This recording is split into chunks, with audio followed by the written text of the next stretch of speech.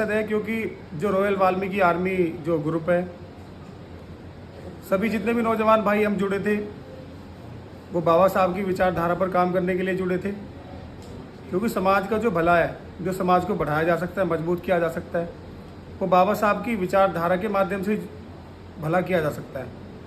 लेकिन समाज के अंदर कुछ दिनों से मैं देख रहा हूँ, स्टार्टिंग में सभी युवा भाइयों ने मिलकर अच्छा काम किया, लेकिन अब उसमें लग रहा है कि जो मनुवादी जो विचारधारा है वो उसमें बहुत ही जोरों से चल रही है।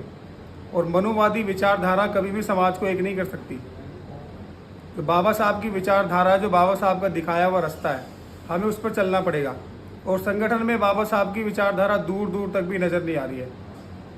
इसीलिए रॉयल वाल्मीकि आर्मी राष्ट्रीय संगठन मंत्री होने के नाते और कोर कमेटी सदस्य होने के नाते समाज हित में मैं अपना इस्तीफा देता हूँ। सारी जिम्मेवारियों से मैं इस्तीफा देता हूँ। आज के बाद मेरा रॉयल वाल्मीकि आर्मी संगठन से कोई लेना देना नहीं है। क्योंकि जो इस छोटी सी गलतफहमी की वजह से जो 24 तारीख को हुई है, समाज में बहुत ज़्यादा आक्रोश होकर रोडों पे उतरने का काम किया। जो दो भाई हैं उनको लड़ाने का जो काम हो रहा है वो मनुवादी जो विचारधारा उसके माध्यम से हो रहा है, जो कि चीज़ ये सारी की सारी गलत है। आमने सामने आने की जो स्थिति हुई एक छोटी सी कन्फ्यूजन की वजह से हुई।